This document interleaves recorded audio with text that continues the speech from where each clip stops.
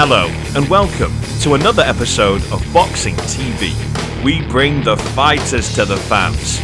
Coming up on today's show, British legend Amir Khan. Stay tuned.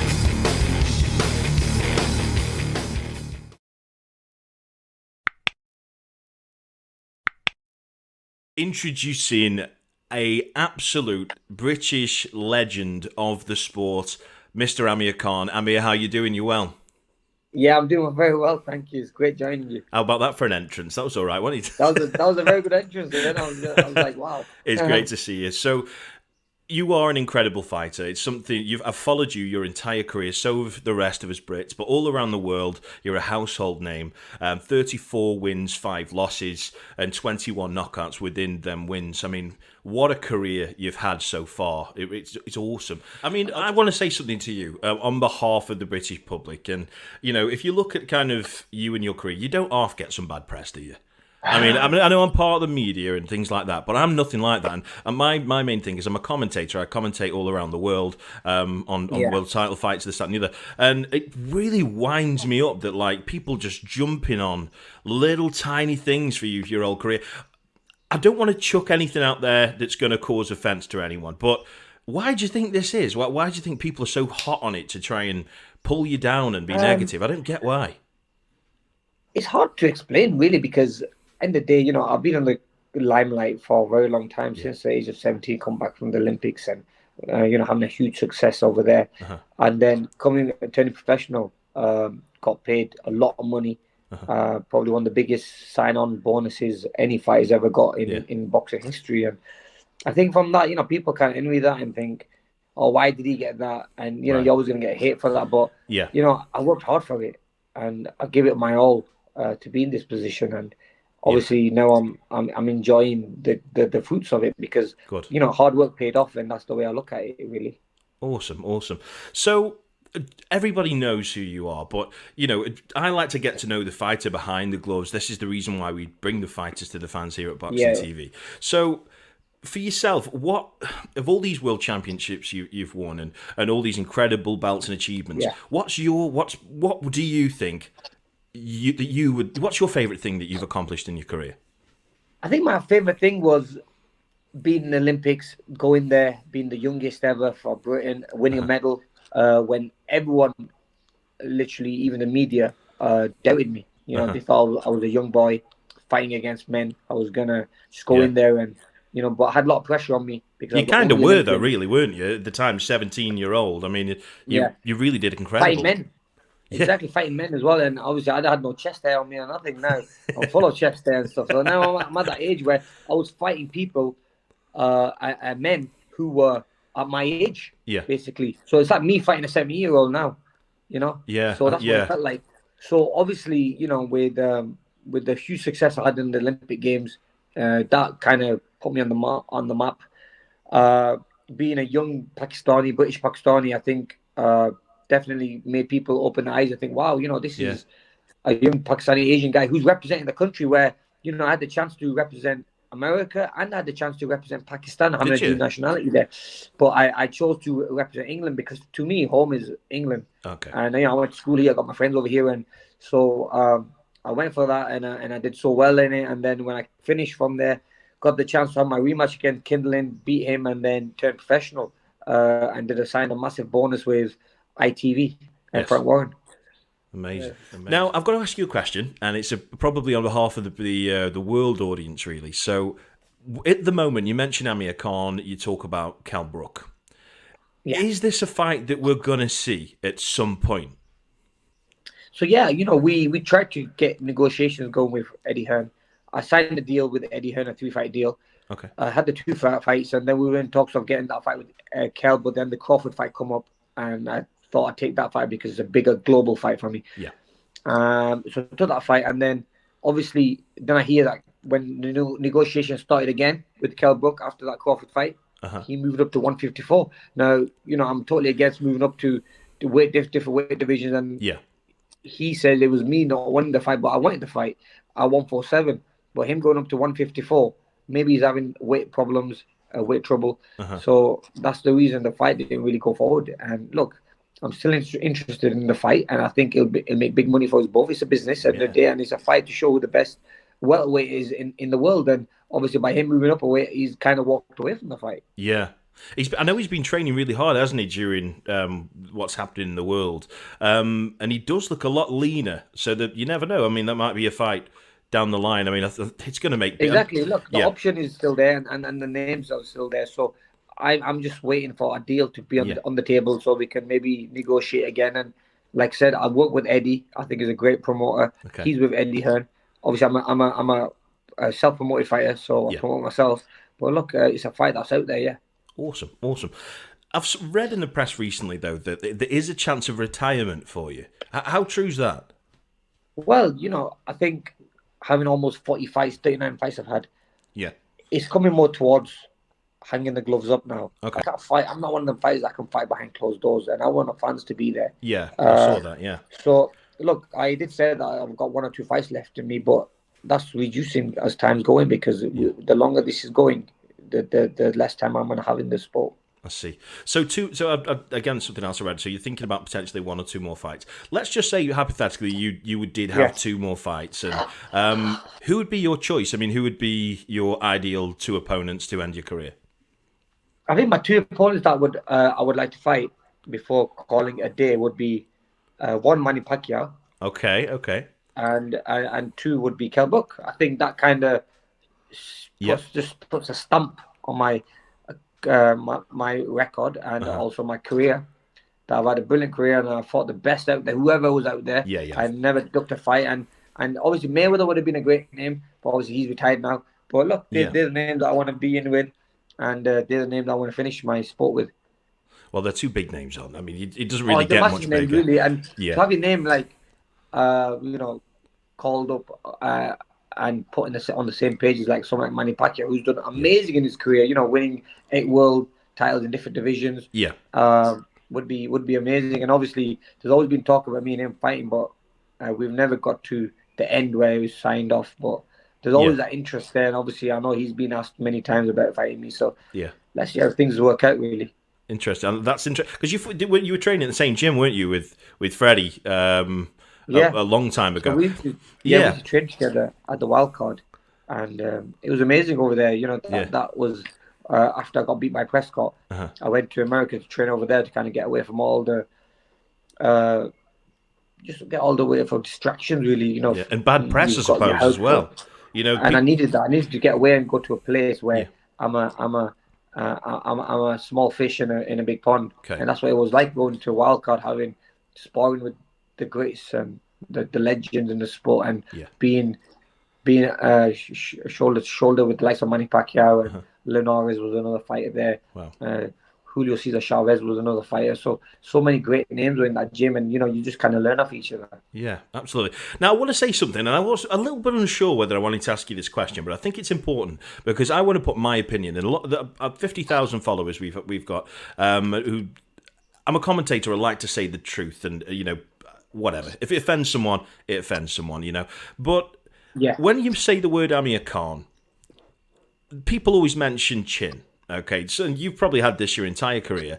I just want to stick up for you. I do, because this is my opinion on this. That let's look at the Prescott fight. Okay, he landed gifts from God or whatever you want to call it. Every shot you either yeah, walked into or was perfectly landed. If you look at perfect. another fight, let's say Garcia, you didn't see that coming. It was a good shot, that left hook. Would That have would have knocked knocked out anyone. Look, anyone. that was the Yeah, same shot that knocked out Morales as well, and exactly, other fighters fought out there, and a lot of them didn't get up from that. And exactly. I was one Canelo, to get up. And Canelo's the same, that isn't shot, he? Canelo, that Canelo as right well. hand. That what a shot that was. I mean, look, being a lot lighter than him, and yeah, he's a massive puncher in his underweight division. Oh, and Yeah, look what he did to Kovalev. I know So he's you see that huge. every shot he has is a knockout punch.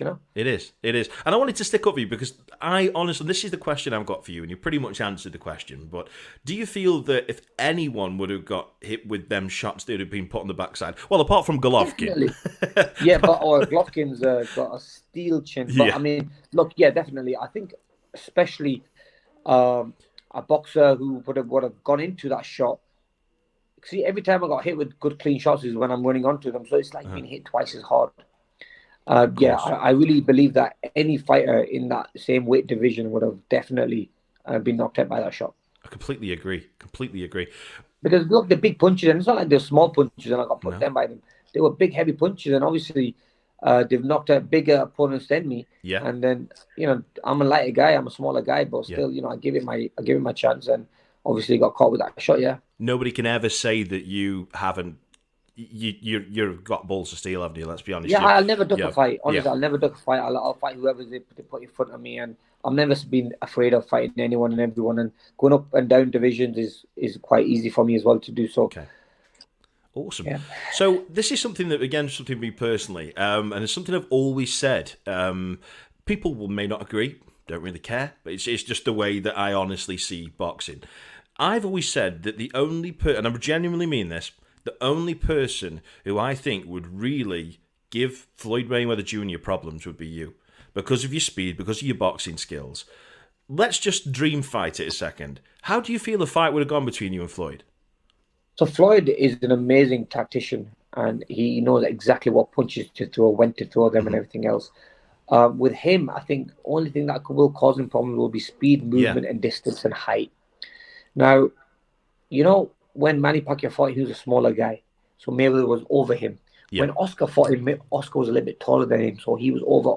Oscar was over Mayweather, but he Yeah. was using them jabs to keep on top of him. Uh-huh. I think with my height and frame, I think I would have been the same style of fighter, or I had that quick jab, I have that quick shot, but I would have been over Mayweather. I would have not let him take control by being Yeah. over me and controlling me. You know what I mean? So, Yeah. and another thing is, I think the speed and the movement, the footwork, this is what you need as well, the footwork. See, Oscar maybe when he fought him, I always compare it to Oscar De La Hoya fight because Oscar has Okay. a very good jab, I have a good jab, Yeah. and he's a very good boxer. But with Oscar at that time, he has slow feet. So with fast feet, would be able to get away from them quick. In and out. And no, when you fight someone like Mayweather, you would hit and get away quick as he gets away. You'll be as quick as him as well to get to him or get away from him. Yeah, of course. And not get caught with that shot. Because Zab it's them Judah last did well, shots didn't that- he? Zab Judah did Zab great. did really Yeah. well, exactly. Yeah. And one thing what makes Mayweather so good is that his timing is perfect. So he'll obviously hit you when you're not expecting it. Yeah. But when you're fighting someone like him, you have to be one step ahead. You'll be extra careful. Yeah. And you're fighting the best out there. So you make sure that you don't make any mistake in that fight because you're gonna have to pay for it if you do. Oh, like say he'd be waiting to try and time you every second you'd move. You'd have to have Yeah, and look, don't get yeah. me wrong, Mayweather is an amazing fighter. Yeah. And I'm not saying I would have beaten him, but I would have given a good fight to him. It would have been Yeah. an entertaining fight and something that I would have seen, like what would have been like, you know what I mean? Yeah. See, I've never been at a boxing a fight. I've never been I've got a speed, I've got a Yeah. power, and I think I've got a size as well. So I think that's what gives Mayweather those problems. And look, when it comes to power, Mayweather doesn't have that power to hurt anyone. Really, he's got bad hands. So it would be more of a technical game. That would have been a chess match. fight. Chess match, yeah. Yeah, I like it. So you're known as one of the fastest fighters, and I mentioned that at the start. One of the fastest hands in history, really. You could arguably say that. What do you work on in order to? Do you feel it's natural, or what is it you work on to get that speed? It's natural, honestly. I've never worked on anything. It's all about the mind. It's all about having it in the mind, knowing that you're the fastest, throwing fast shots and not getting hit back, and hitting them and bringing them back as quick. Throwing combination, having the balls to throw them punches in bunches, throwing combination. See, a lot of fighters might be faster than me, but they might not have the heart to throw 4 or 5 shots at the same time because they think one might come back. It's happened to me in fights. I've been caught in between a shot. Yeah. But the thing is, you have to let them go. When you can let your hands go and not be afraid of something coming back, that's what will get your speed even faster. See, a lot of fighters will be like, okay, I throw a quick jab before the quick, but then they hesitate to throw in the backhand. And that slows them down a little bit by hesitating. With me, I used to just throw it, and if it lands, it lands. If it doesn't land, with the speed then, as I got older, I started being a little bit more precise, throwing the speed at the right time. Because see, when I was young, I can get away with throwing combinations and might get caught with silly shots. But now, when I throw a shot, I need to make sure it's going to land and it's going to be sharp and it's going to come back straight up again. Makes sense to me. Makes sense. So you've had some great wins in your career. I'm not even going to throw the names out there because it's pretty well known. Some credible names.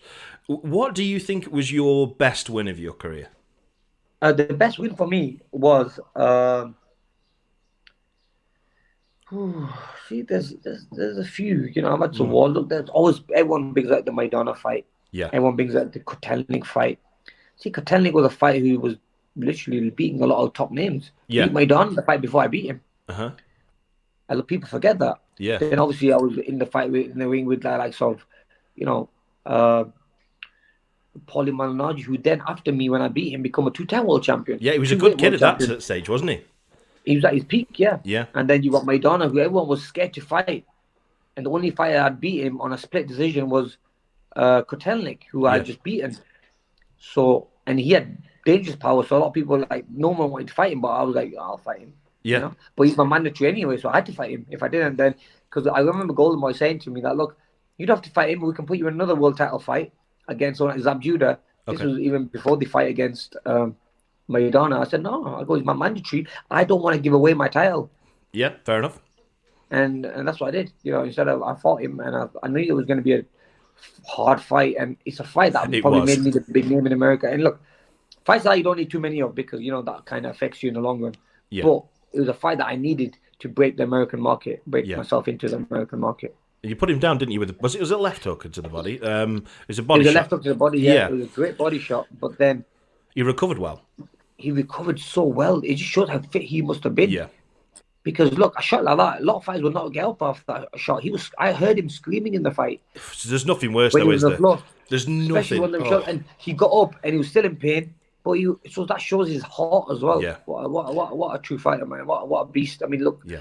since after me, then he went on and fought like Floyd Mayweather 5 years later, and so he's had a brilliant career as well. Yeah, Absolutely. I mean, a lot of people they have the argument that he beat Mayweather, didn't he, in the first fight? yeah. I mean, the first fight was very close. I do think Floyd did enough, if I'm being honest. I thought it was Floyd, look, close, Floyd but picked him. He was hitting a lot on the elbows and the yeah, arms.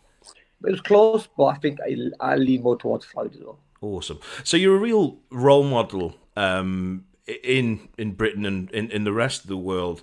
I speak to lots of fighters and a lot of new fighters coming up. I like to speak from anything from world champions Yeah, to definitely. legends to people because they all need the exposure. But what advice would you give to new fighters coming through the ranks? What advice would you give to them? My advice to them is just always work hard, train hard, always do your running out there, and never think you're the best and you're the top and you've done everything you need to do. Yeah.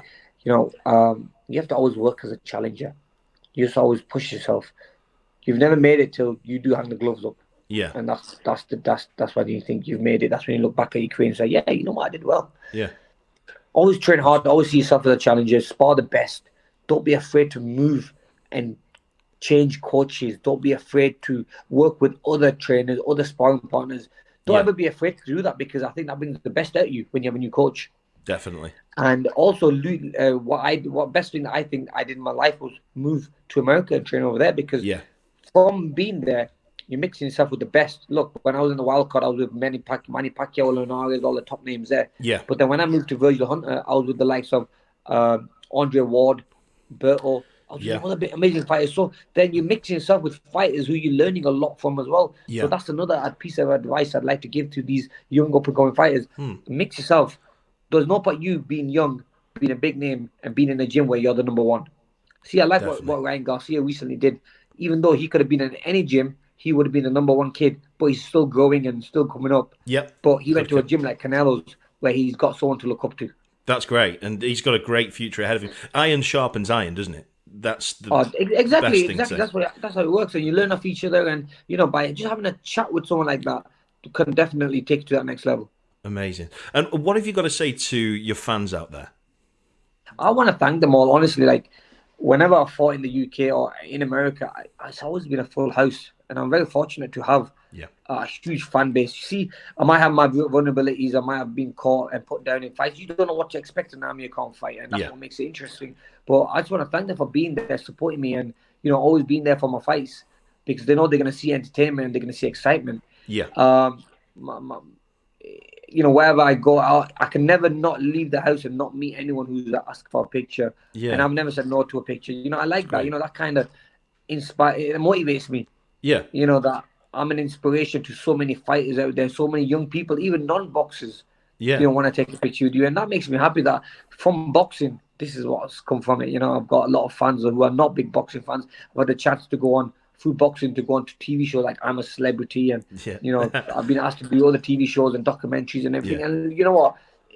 And now What today can you're I on try Boxing ask for? TV. From I'm And now I'm Celeb in to your Boxing TV, brother. TV. That's it. So look, it's one of them things that boxing's changed my life. Yeah. It's given me a very comfortable life and a good life. So I have to appreciate everything boxing's done for me. It's great. And Muhammad Ali was in a similar kind of way with Sugar Ray Robinson, wasn't he? When he was younger, and Sugar Ray Robinson refused to sign him an autograph, and it changed him forever, his whole career, and he never said no to an autograph. So yeah, Exactly. You can yeah, never say credit no to to you. that, because you know what? I'm afraid that I'm gonna hurt. Look, you put yourself in their shoes, and you think, how would they feel Yeah. if you went over to, maybe say, if I went over to someone like Michael Jordan, for example, or Yeah. David Beckham, and he refused to sign something for me, I'd be very hurt. Yeah. And And you're in a I would great never position ever, too. Imagine yeah, if and I somebody's would got never nothing. ever, yeah, and some people, you don't want, and yeah, I could never do that to someone. I hate upsetting people. Yeah. And Cool. that's the reason I would never say no. I've been there for hours and hours, and my wife's been like, "Look, you need to hurry up, come on." You don't understand. I have to do this for my fans. These Yeah. people buy my fights. It's They're important. there for me. They pray for me, and you don't know whose prayers are gonna help Yeah. you in your career. That's cool of it. I just want to say, a massive thank you for coming on to the show here at Boxing TV, and it's great to meet you. Next time, where I'm out and I'm ringside, or I'll come and say hello, and Please do, definitely. And look, it's a pleasure being on this, and we had a good been great. conversation. And it's always that good because you've asked me different questions, Yeah. about a few things, and it's always good to get them out there and let the fans know exactly what I think about those questions as well. Awesome. Thanks for coming on the show. You take care, won't you? Take care. Cheers. All the best.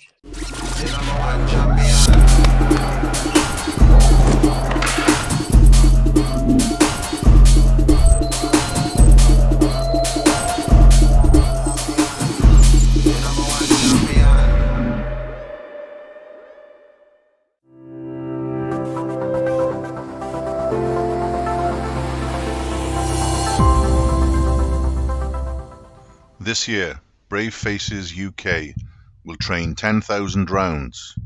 That's 28 rounds per day for 365 days to raise awareness of mental health illness. Every day, 12 men take their own life through suicide. That's 84 men a week, more than 4,300 a year. And we need to show those who are fighting a daily battle that we are ready to lace up our gloves and fight with them. Please support Challenge 10,000.